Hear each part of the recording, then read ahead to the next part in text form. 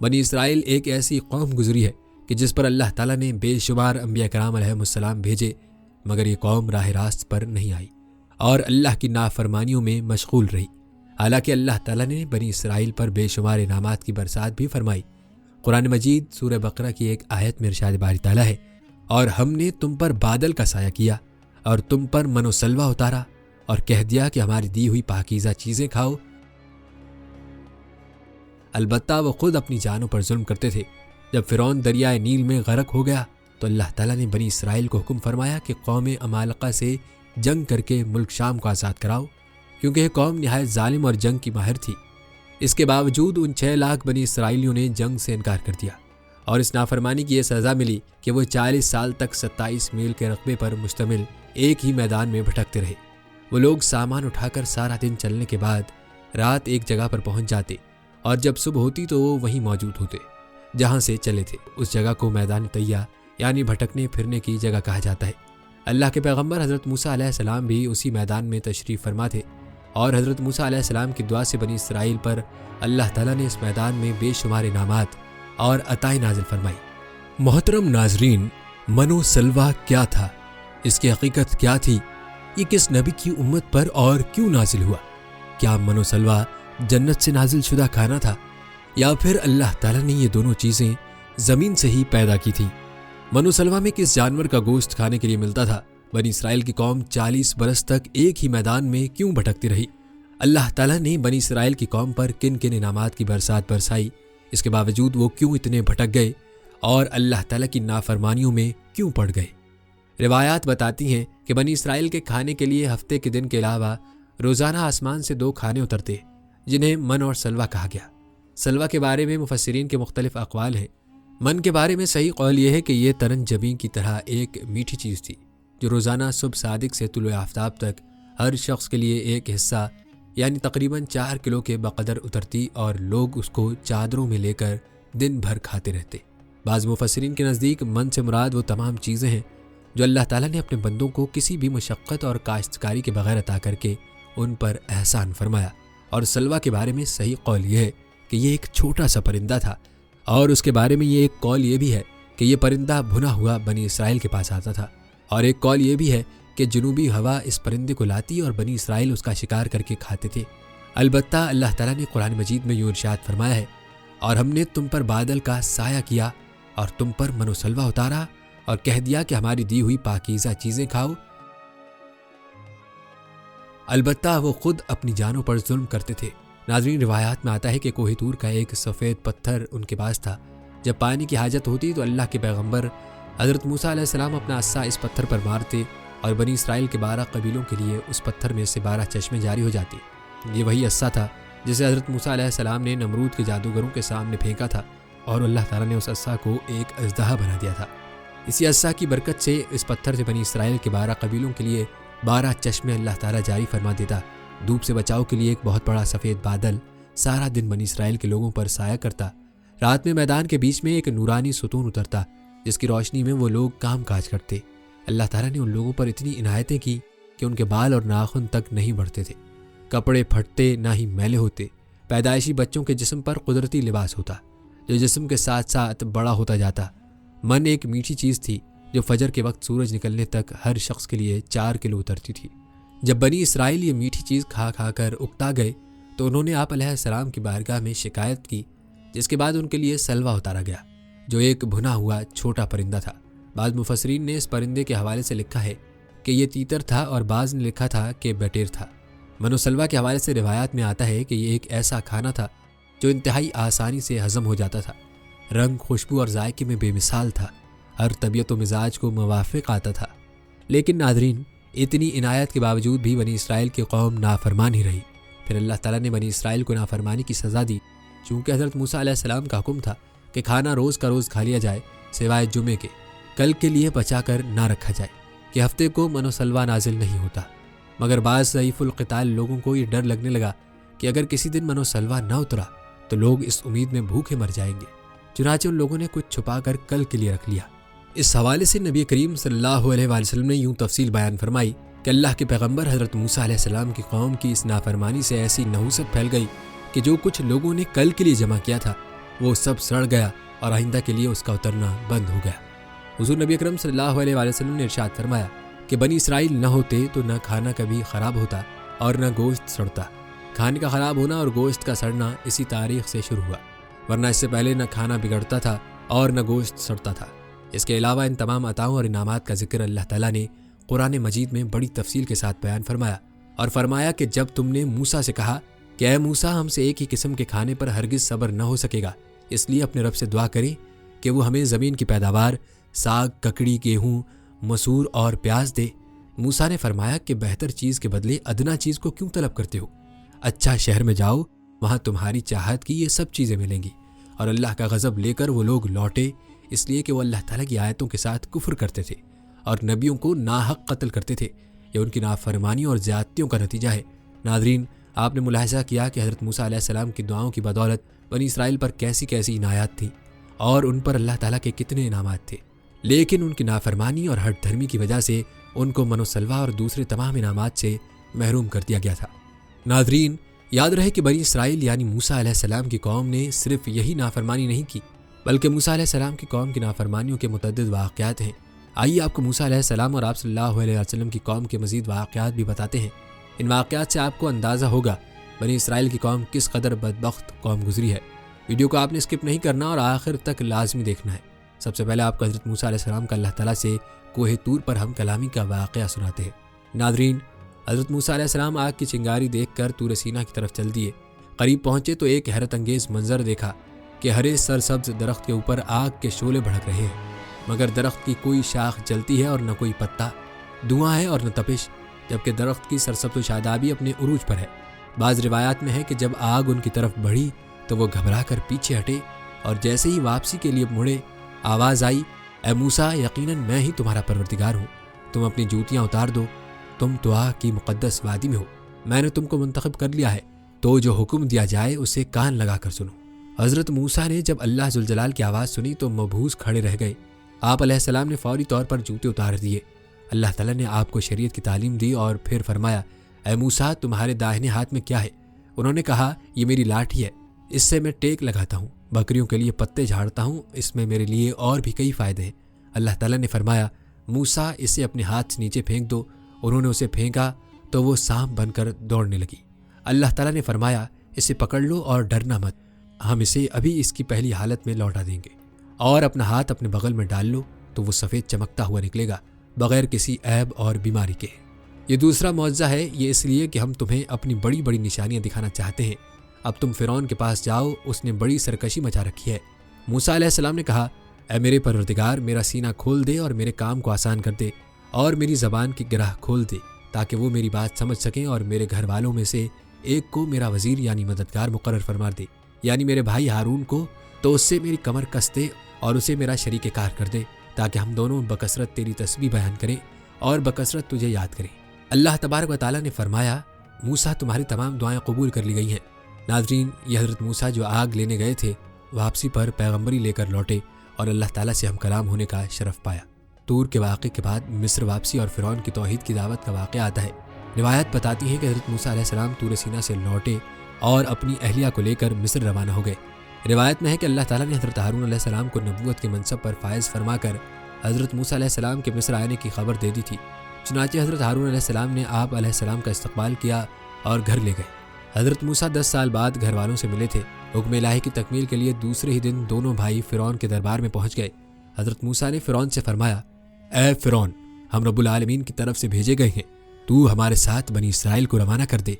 फ़िरौन ने कहा, ए मूसा, क्या तूने मेरे घर परवरिश नहीं पाई और क्या तूने यहाँ रहते हुए कत्ल नहीं किया था, और तुम तो नाशुक्रे मालूम होते हो।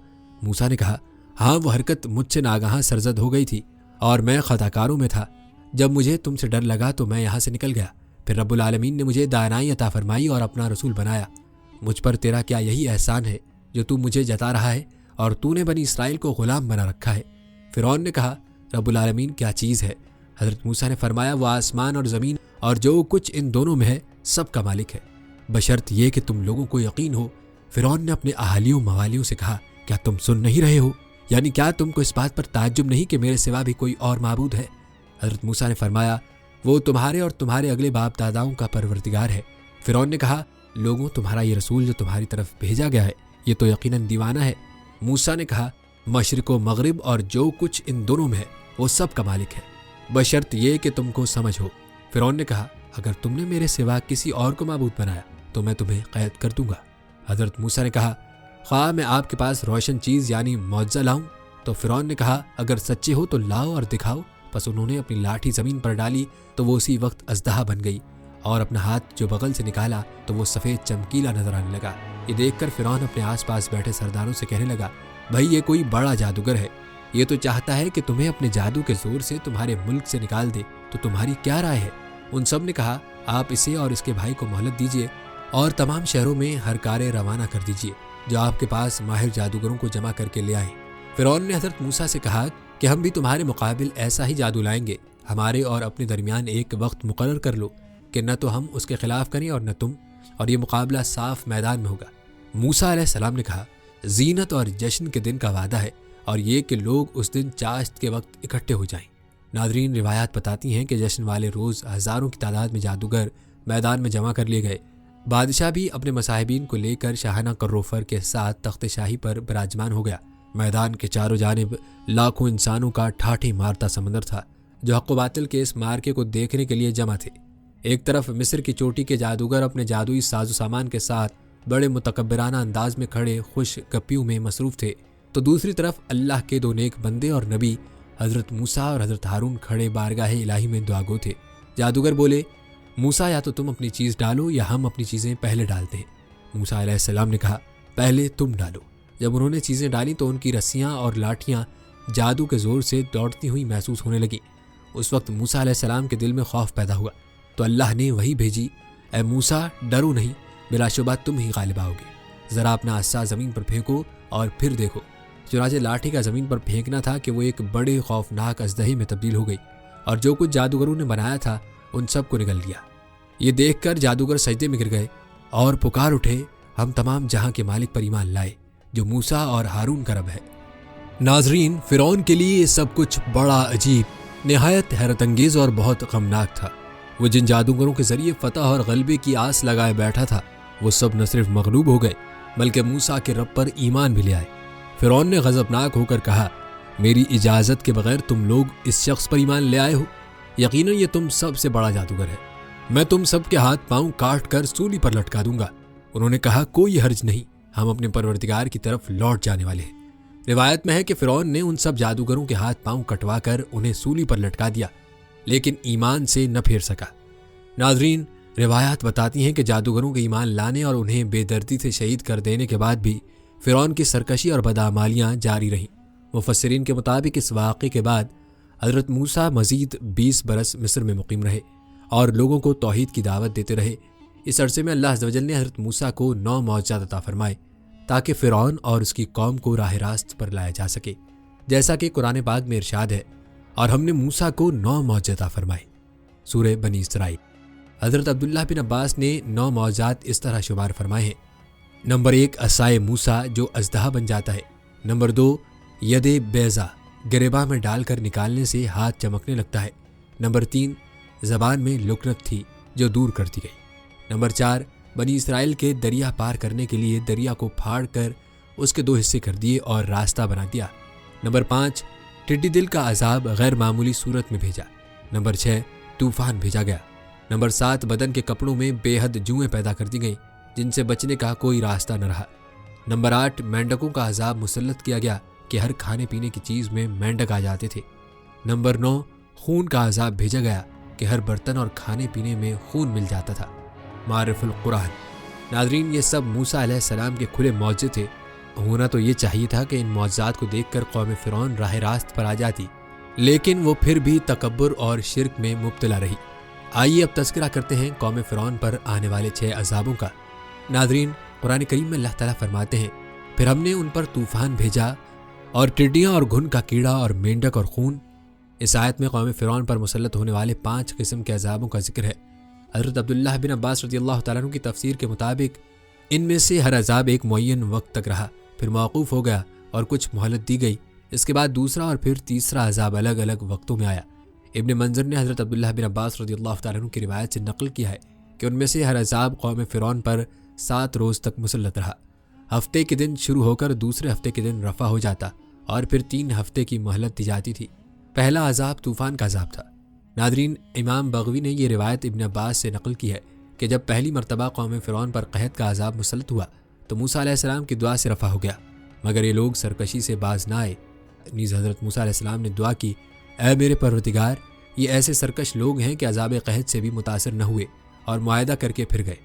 اب ان پر کوئی ایسا عذاب مسلط فرما دیجیے جو ان کے لیے دردناک ہو اور ہماری قوم کے لیے غیظ اور بعد میں آنے والوں کے لیے درس عبرت بنے۔ تو اللہ تعالیٰ نے ان پر طوفان کا عذاب بھیج دیا۔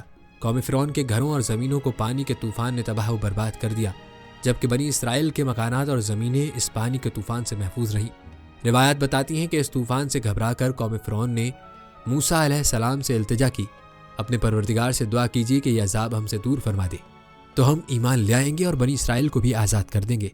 حضرت موسیٰ کی دعا سے عذاب دور ہو گیا اور ان کی کھیتیاں پہلے سے زیادہ ہری بھری ہو گئی۔ تو کہنے لگے، در حقیقت یہ طوفان کوئی عذاب نہیں تھا بلکہ ہمارے فائدے کے لیے آیا تھا، جس کا نتیجہ یہ نکلا کہ ہماری زمینوں کی پیداوار بڑھ گئی، اس لیے موسیٰ علیہ السلام کا اس میں کچھ دخل نہیں۔ اور یہ کہہ کر سب عہد و پیمان نظر انداز کر دیے۔ یہ لوگ 1 مہینہ امن و عافیت میں رہے۔ اللہ نے ان کو غور و فکر کی مہلت دی، لیکن انہیں ہوش نہ آیا، تو پھر ان پر دوسرا عذاب ٹڈیوں کی صورت میں مسلط کر دیا گیا۔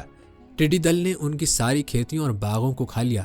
بعض روایت میں ہے کہ لکڑی کے دروازوں، چھتوں اور گھریلو ساز و سامان تک کو ٹڈیاں کھا گئیں۔ اس عذاب کے وقت بھی حضرت موسیٰ کے معجزہ سامنے تھا۔ یہ ساری ٹڈیاں صرف قبطی یعنی قوم فرعون کے باغوں، کھیتوں اور گھروں پر چھائی ہوئی تھیں، جبکہ بنی اسرائیل کے مکانات، زمینیں اور باغات سب محفوظ تھے۔ روایت بتاتی ہیں کہ قوم فرعون دوبارہ چلا اٹھی اور حضرت موسیٰ سے درخواست کی، اگر آپ اللہ تعالیٰ سے دعا کر دیں کہ یہ عذاب ہٹ جائے تو ہم پختہ وعدہ کرتے ہیں کہ ایمان لے آئیں گے اور بنی اسرائیل کو آزاد کر دیں گے۔ موسیٰ علیہ السلام نے پھر دعا کی اور یہ عذاب ہٹ گیا، مگر عذاب ہٹنے کے بعد انہوں نے دیکھا کہ ان کے پاس اب بھی غلے کا اتنا ذخیرہ موجود ہے کہ سال بھر کھا سکتے ہیں۔ تو پھر سرکشی اور عہد شکنی پر آمادہ ہو گئے، ایمان لائے، نہ بنی اسرائیل کو آزاد کیا۔ 1 مہینہ پھر اللہ تعالیٰ نے مہلت دی۔ اس مہلت کے بعد تیسرا عذاب قمل کا مسلط ہوا۔ ناظرین، آپ کو بتاتے چلیں کہ قمل اس جوں کے لیے بھی بولا جاتا ہے جو انسان کے بالوں اور کپڑوں میں پیدا ہو جاتی ہے، اور اس کیڑے کو بھی کہتے ہیں جو غلے میں لگ جاتا ہے، جسے گھن بھی کہتے ہیں۔ قمل کا یہ عذاب ممکن ہے کہ دونوں اقسام کے کیڑوں پر مشتمل ہو کہ غلوں میں گھن لگ گیا اور انسانوں کے بدن اور کپڑوں میں جوؤں کا طوفان امڑ گیا۔ اس گھن نے غلوں کا حال ایسا کر دیا کہ 10 سیر گیہوں پیسنے کے لیے نکالتے تو اس میں 3 سیر آٹا بھی نہ نکلتا، اور جوؤں نے ان کے بال، پلکیں اور بھویں تک کھا لی۔ روایات بتاتی ہیں کہ ایک بار پھر قوم فرعون بلبلا اٹھی اور حضرت موسیٰ سے فریاد کی کہ اب کی مرتبہ ہم ہرگز وعدے سے نہ پھریں گے، آپ دعا کریں۔ حضرت موسیٰ کی دعا سے یہ عذاب بھی ٹل گیا، مگر وہ کہاں عہد پورا کرتے۔ پھر عافیت ملتے ہی سب کچھ بھول گئے اور منکر ہو گئے۔ پھر بھی ان کو 1 ماہ کی مہلت دی گئی، مگر اس مہلت سے بھی کوئی فائدہ نہیں اٹھایا۔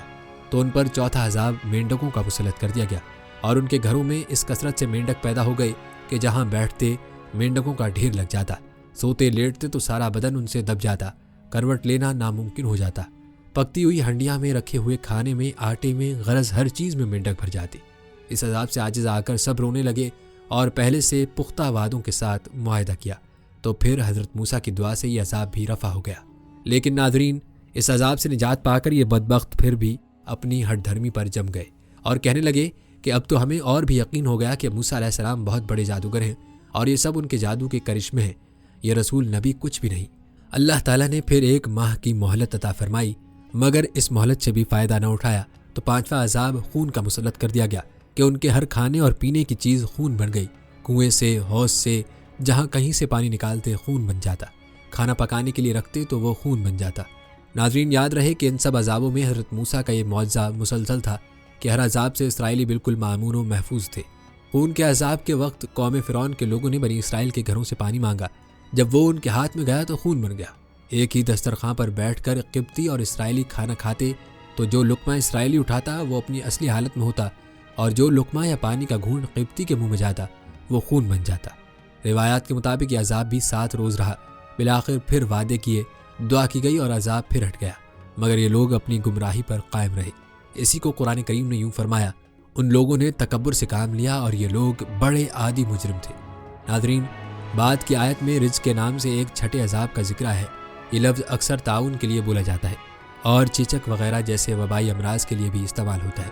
تفسیری روایت میں ہے کہ ان لوگوں پر طاعون کی وبا مسلط کر دی گئی جس میں ان کے 70,000 آدمی ہلاک ہوئے۔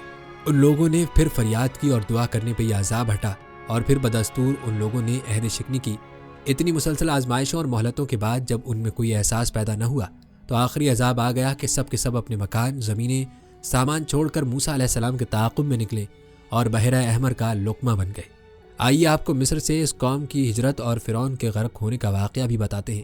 ناظرین، روایت بتاتی ہے کہ فرعون کا تکبر، غیظ و غضب اور ظلم و ستم اپنی انتہا کو پہنچ چکا تھا۔ وہ اور اس کے حواری حضرت موسیٰ اور ان کے ساتھیوں کے خون کے پیاسے تھے۔ ایسے میں اللہ تعالیٰ نے آپ کو ہجرت کا حکم فرمایا، جیسا کہ قرآن کریم میں ارشاد ہے، اور ہم نے موسیٰ کی طرف وہی بھیجی کہ ہمارے بندوں کو لے کر راتوں رات نکل جاؤ، پھر ان کے لیے دریا میں لاٹھی مار کر خشک راستہ بنا دو، پھر تم کو نہ تو فرعون کے پکڑنے کا خوف ہوگا اور نہ غرق ہونے کا ڈر۔ اس حکم کے پیش نظر حضرت موسیٰ علیہ السلام شروع رات میں بنی اسرائیل کو لے کر مصر سے دریائے قلزم بحیرہ احمر کی طرف نکلے۔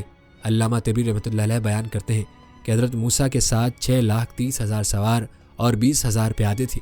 اس کے علاوہ عورتیں، لڑکیاں اور بچے بھی تھے۔ حضرت موسیٰ 9 محرم کو ہفتے کے دن غروب آفتاب کے بعد مصر سے روانہ ہوئے۔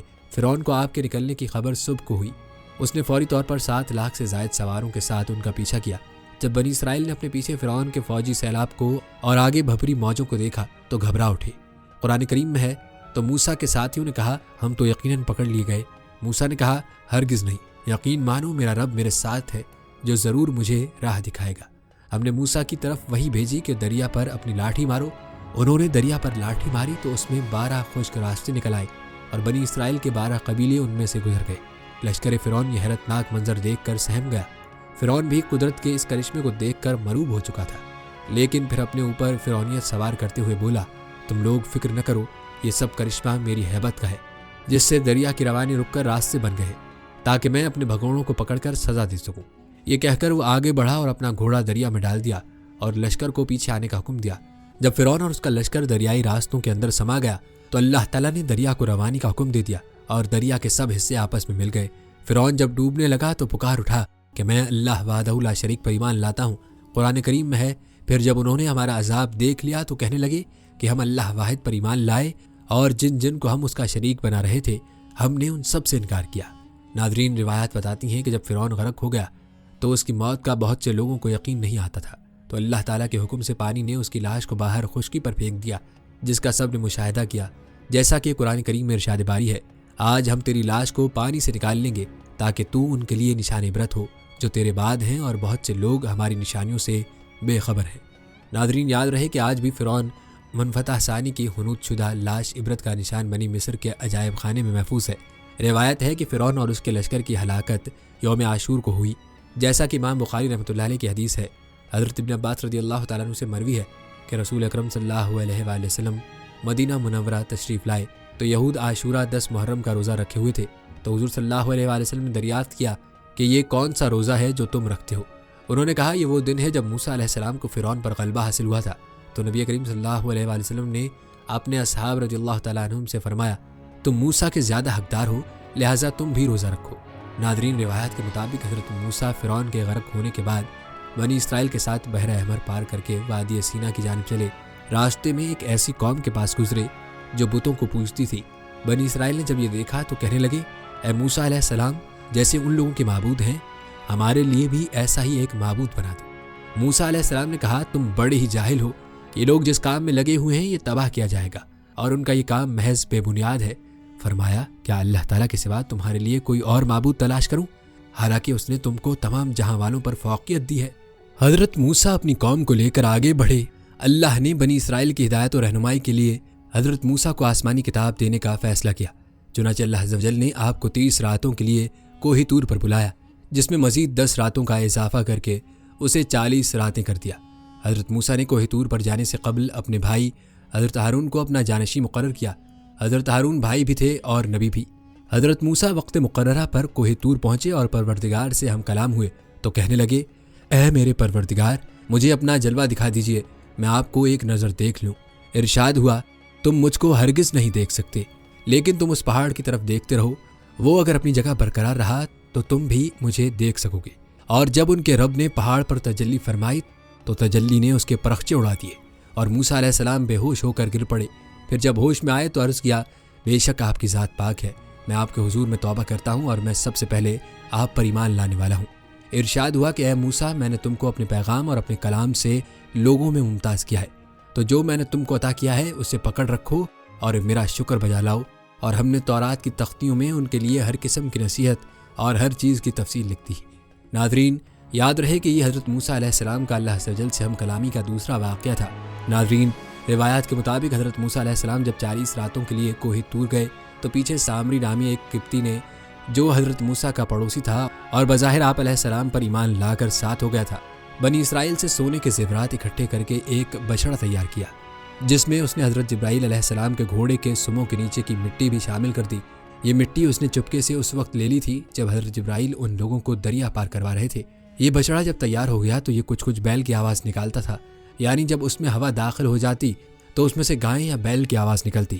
اس آواز سے سامری نے بنی اسرائیل کو گمراہ کیا اور بولا یہی تمہارا اصل معبود ہے، جیسا کہ قرآن پاک میں ہے۔ پھر اس نے ان کے لیے ایک بچڑا بنا دیا، یعنی بچڑے کا بت جس کی گائے کی سی آواز بھی تھی۔ پھر کہنے لگا کہ یہی تمہارا معبود ہے اور موسیٰ کا بھی، لیکن موسیٰ بھول گیا ہے۔ ناظرین، حضرت موسیٰ جب تورات لے کر واپس آئے تو دیکھا کہ بنی اسرائیل سامری کے بچڑے کی پرستش کر رہے ہیں۔ آپ کو سخت ناگوار گزرا، غضبناک ہو کر اپنے بھائی حضرت ہارون کے سر کے بال اور داڑھی پکڑ کر انہیں سخت سست کہا۔ حضرت ہارون نے عرض کیا، اے میرے بھائی، میری داڑھی اور سر کے بال مت کھینچو، دراصل قوم نے مجھے کمزور خیال کیا اور میرے قتل کے در پہ ہو گئے۔ پھر حضرت موسیٰ علیہ السلام سامری کی طرف متوجہ ہوئے اور فرمایا، تو نے یہ حرکت کیوں کی؟ اس نے کہا، میں نے فرشتے کے نقش پا سے مٹی ایک مٹھی بھر لی تھی، پھر اس کو بچڑے کے قلب میں ڈال دیا اور مجھے یہ کام بھلا لگا۔ حضرت موسیٰ نے کہا، اچھا جا، دنیا کی زندگی میں تیری سزا یہی ہے کہ تو کہتا پھرے گا کہ مجھے نہ چھونا، اور تیرے لیے ایک اور وعدہ ہے، یعنی عذاب کا، جو تجھ سے ٹل نہ سکے گا۔ اور پھر ایسا ہی ہوا۔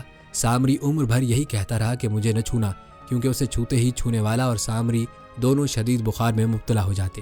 پھر وہ انسانوں کی بستی سے نکل کر جنگل میں چلا گیا، جہاں جانوروں کے ساتھ زندگی گزاری اور عبرت کا نمونہ بن گیا۔ روایات کے مطابق حضرت موسیٰ نے اس کے بچڑے کو جلا کر دریا میں پھینک دیا تھا۔ ناظرین، بنی اسرائیل ایسی ظالم اور بدبخت قوم تھی کہ جس کی سرکشتیاں ختم نہ ہو سکیں۔ حضرت موسیٰ علیہ السلام نے جب تورات سے درس و تدریس شروع کی تو بنی اسرائیل ایک مرتبہ پھر ہیلے بہانے کرنے لگا اور بولے، اے موسیٰ، ہم یہ کیسے یقین کر لیں کہ یہ اللہ کا کلام ہے؟ ہو سکتا ہے کہ تم نے خود ہی بنا لیا ہو۔ اس صورتحال پر حضرت موسیٰ نے ایک بار پھر اللہ سے رجوع کیا۔ اللہ نے فرمایا، اے موسیٰ، اس قوم کے منتخب افراد کو لے کر کوہ طور پر آ جاؤ تاکہ ہم ان کو اپنا کلام سنا دیں اور انہیں یقین آ جائے۔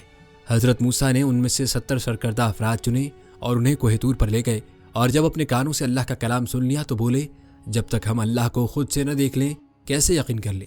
ان کی اس ہٹ دھرمی اور سرکشی پر کوہ طور لرز اٹھا اور اوپر سے شدید بجلی کڑکی، جس کی دہشت سے یہ سب بظاہر مردہ ہو کر گر پڑے۔ حضرت موسیٰ نے اللہ جل شانہ سے دعا کی، جس پر اللہ نے ان سب کو دوبارہ کھڑا کر دیا۔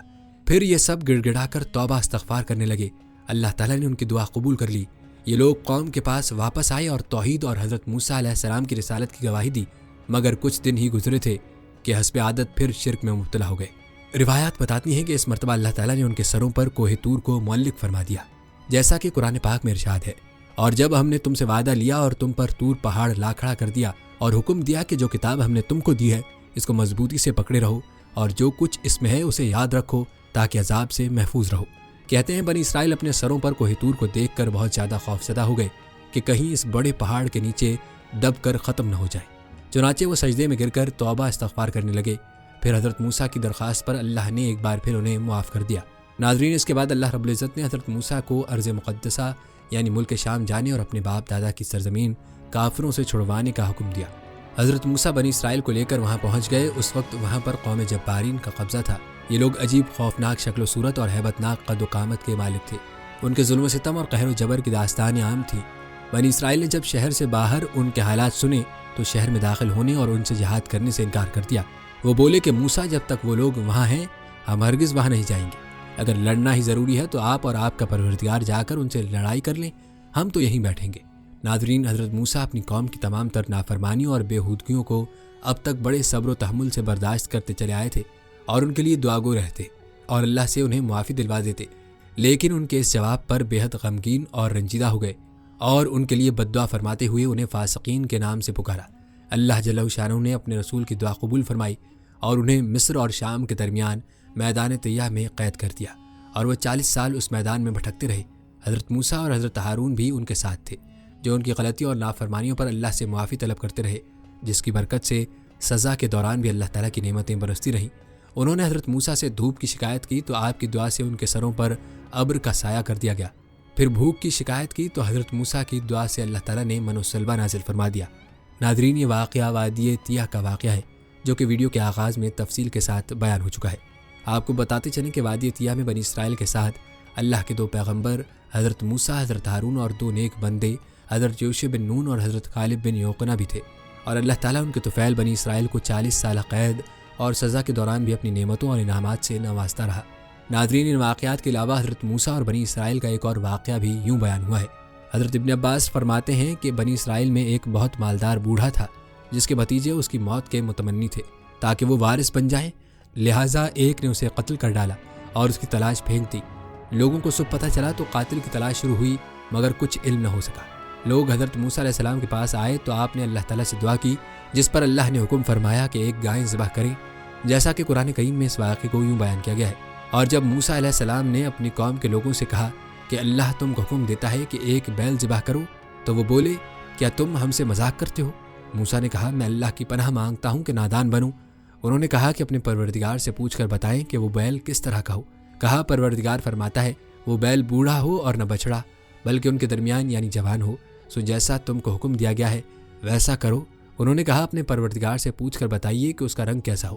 موسیٰ علیہ السلام نے کہا، پروردگار فرماتا ہے کہ اس کا رنگ گہرا زرد ہو کہ دیکھنے والوں کے دل کو خوش کر دیتا ہو۔ انہوں نے کہا، پروردگار سے پھر درخواست کیجیے کہ ہم کو بتا دے کہ وہ اور کس کس طرح کا ہو، کیونکہ بہت سے بیل ہمیں ایک دوسرے کے مشابہ معلوم ہوتے ہیں، پھر اللہ نے چاہا تو ہمیں ٹھیک بات معلوم ہو جائے گی۔ موسیٰ علیہ السلام نے کہا، اللہ فرماتا ہے کہ وہ بیل کام میں لگا ہوا نہ ہو، زمین جوتتا ہو اور نہ ہی کھیتوں کو پانی دیتا ہو، اس میں کسی طرح کے داغ نہ ہو۔ غرض بڑی مشکل سے انہوں نے اس بیل کو ذبح کیا، تو ہم نے کہا، اس بیل کا کوئی سا ٹکڑا مقتول کو مارو، اس طرح اللہ مردوں کو زندہ کرتا ہے اور تم کو اپنی قدرت کی نشانیاں دکھاتا ہے تاکہ تم سمجھو۔ اللہ کے حکم کے مطابق گائے کے گوشت کا حصہ مقتول کے جسم سے ملایا گیا تو وہ زندہ ہو کر کھڑا ہو گیا، اس کی رگوں سے خون بہہ رہا تھا۔ پھر حضرت موسیٰ نے اس سے سوال کیا کہ تجھے کس نے قتل کیا؟ اس نے جواب دیا، مجھے فلاں بھتیجے نے قتل کیا۔ یہ کہہ کر وہ مر گیا اور جیسا تھا ویسا ہی ہو گیا۔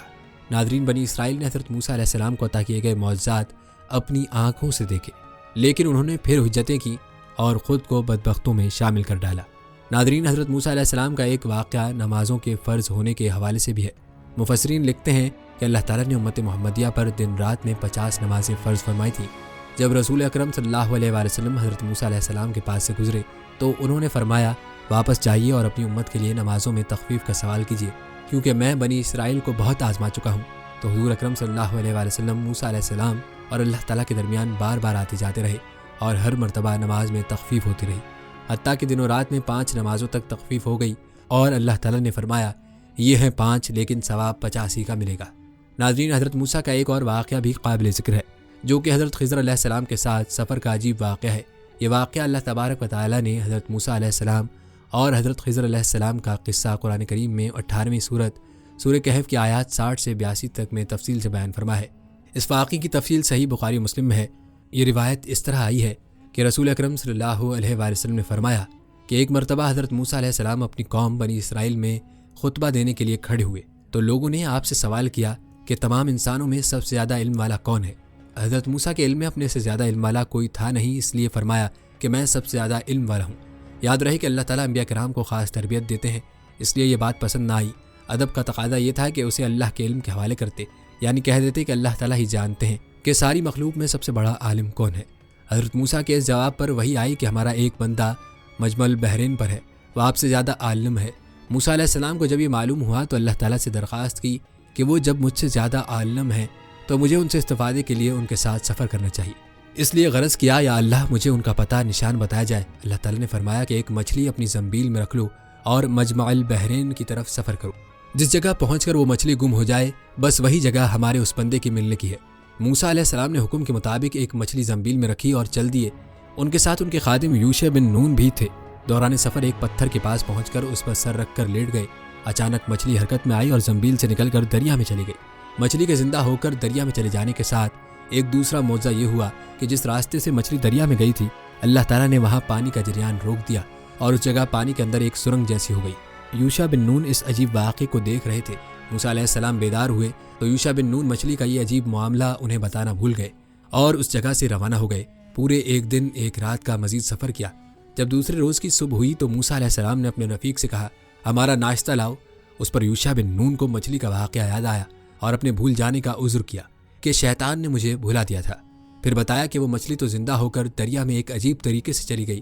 اس پر موسیٰ علیہ السلام نے فرمایا، وہی ہماری منزل مقصود تھی جہاں مچھلی زندہ ہو کر گم ہوئی۔ چنانچہ اسی وقت واپس روانہ ہو گئے اور ٹھیک اسی راستے سے لوٹے جس پر پہلے چلے تھے، تاکہ وہ جگہ مل جائے۔ جب اس پتھر کے پاس پہنچے تو دیکھا کہ اس پتھر پر ایک شخص سر سے پاؤں تک چادر تانے لیٹا ہے۔ حضرت موسیٰ علیہ السلام نے سلام کیا تو حضرت خضر علیہ السلام نے کہا، اس غیر آباد جنگل میں سلام کہاں سے آ گیا؟ اس پر موسیٰ علیہ السلام نے کہا کہ میں موسیٰ ہوں۔ تو حضرت خضر نے سوال کیا، موسیٰ بن اسرائیل؟ آپ نے جواب دیا، ہاں موسیٰ بن اسرائیل، اس لیے آیا ہوں کہ مجھے وہ خاص علم سکھا دیں جو اللہ نے آپ کو دیا ہے۔ حضرت خضر علیہ السلام نے کہا کہ آپ میرے ساتھ صبر نہیں کر سکیں گے۔ اے موسیٰ، میرے پاس ایک علم ہے جو اللہ نے مجھے دیا ہے، وہ آپ کے پاس نہیں، اور ایک علم آپ کو دیا ہے جو میں نہیں جانتا۔ موسیٰ علیہ السلام نے فرمایا، انشاءاللہ آپ مجھے صبر کرنے والا پائیں گے اور میں کسی کام میں آپ کی مخالفت نہیں کروں گا۔ حضرت خضر علیہ السلام نے فرمایا، اگر آپ میرے ساتھ چلنے کے لیے تیار ہیں تو کسی معاملے کے متعلق مجھ سے کچھ پوچھنا نہیں جب تک کہ میں خود اس کی حقیقت نہ بتاؤں۔ یہ کہہ کر دونوں دریا کے کنارے کنارے چلنے لگے۔ اتفاقاً ایک کشتی آئی تو کشتی والوں سے اس پر سوار ہونے کی بات کی، جنہوں نے انہیں بغیر کسی کرائے کے کشتی میں سوار کر لیا۔ حضرت خضر علیہ السلام نے سوار ہوتے ہی ایک کلہاڑی کے ذریعے کشتی کا ایک تختہ نکال ڈالا۔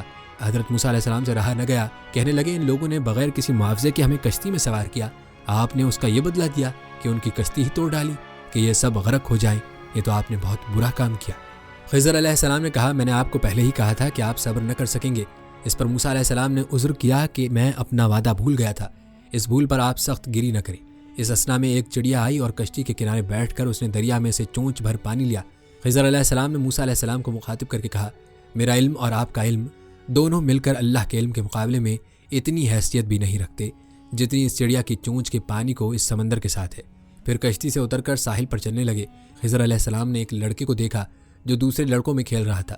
اس پر انہوں نے اپنے ہاتھ سے اس لڑکے کا سر اس کے بدن سے الگ کر دیا اور لڑکا مر گیا۔ موسیٰ علیہ السلام نے کہا، آپ نے ایک معصوم جان کو بغیر کسی جرم کے قتل کر دیا، یہ تو بڑا ہی گناہ کیا۔ خضر علیہ السلام نے کہا، کیا میں نے پہلے ہی نہیں کہا تھا کہ آپ میرے ساتھ صبر نہ کر سکیں گے؟ موسیٰ علیہ السلام نے دیکھا کہ یہ معاملہ پہلے معاملے سے زیادہ سخت ہے، اس لیے کہا، اگر اس کے بعد میں نے آپ سے کوئی بات پوچھی تو آپ مجھے اپنے ساتھ سے الگ کر دیجیے گا۔ اس کے بعد پھر چلنا شروع کیا، یہاں تک کہ ایک گاؤں میں پہنچ گئے۔ انہوں نے گاؤں والوں سے درخواست کی کہ ہمیں اپنے یہاں مہمان رکھ لیجیے، مگر انہوں نے انکار کر دیا۔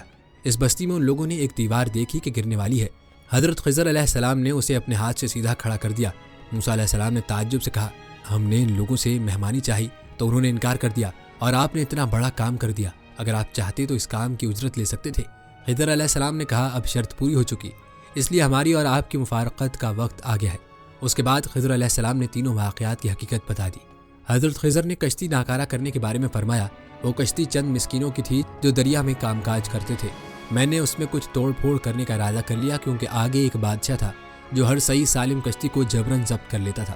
اس طرح اس کشتی میں نقص پیدا ہو گیا اور وہ ضبط ہونے سے محفوظ رہی۔ لڑکے کو قتل کرنے کی وجہ بیان کرتے ہوئے فرمایا، اس لڑکے کے والدین نیک اور ایمان والے تھے، ہمیں اندیشہ ہوا کہ وہ بڑا ہو کر بد کردار ہوگا، کہیں انہیں اپنی سرکشی اور کفر سے عاجز و پریشان نہ کر دے، اس لیے ہم نے چاہا کہ انہیں ان کا پروردگار اس کے بدلے اس سے بہتر پاکیزگی والا اور اس سے زیادہ محبت اور پیار والا بچہ عنایت فرمائے۔ اور دیوار کا قصہ یہ ہے کہ اس شہر میں 2 یتیم بچے ہیں جن کا خزانہ ان کی اس دیوار کے نیچے دفن ہے۔ ان کا باپ بڑا نیک شخص تھا، تو تمہارے رب کی چاہت تھی کہ یہ دونوں یتیم اپنی جوانی کی عمر میں آ کر اپنا یہ خزانہ نکالیں۔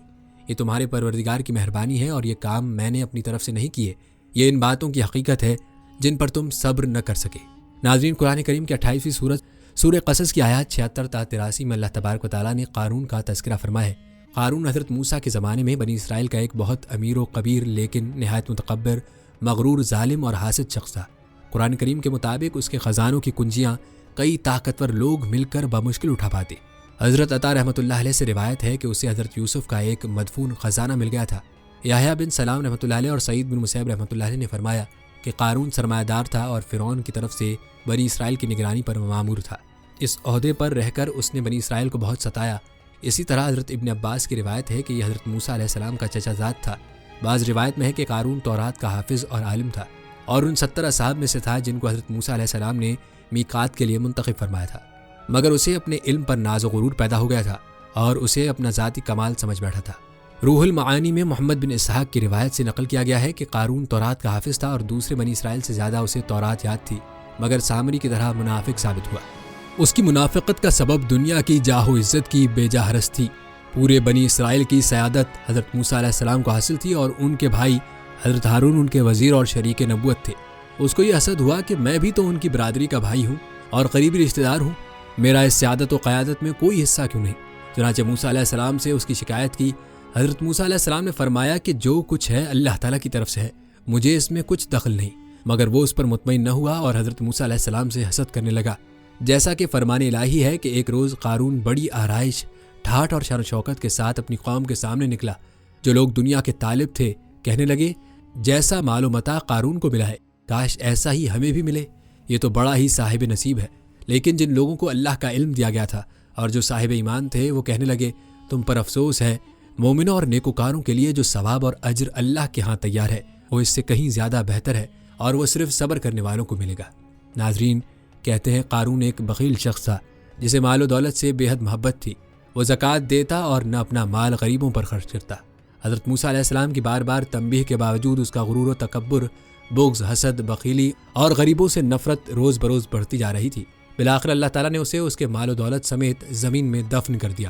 قرآن پاک میں ارشاد باری ہے، پس ہم نے قارون کو اور اس کے گھر کو زمین میں دھسا دیا، اور یوں اللہ نے ایک امیر کبیر، مغرور اور بخیل شخص کو رہتی دنیا تک عبرت کا نشان بنا دیا۔ ناظرین، یہ چند واقعات تھے جو حضرت موسیٰ علیہ السلام اور آپ علیہ السلام کی قوم کے حوالے سے تھے۔ آئیے اب تذکرہ کرتے ہیں حضرت موسیٰ علیہ السلام کی وفات کا۔ روایات میں آتا ہے کہ بنی اسرائیل صحرائے طیہ میں 40 برس تک بھٹکتے رہے۔ اس کھلے میدان سے نکلنے کے لیے صبح سے شام تک روز سفر کرتے، لیکن شام کو اسی جگہ موجود ہوتے جہاں سے صبح چلے تھے۔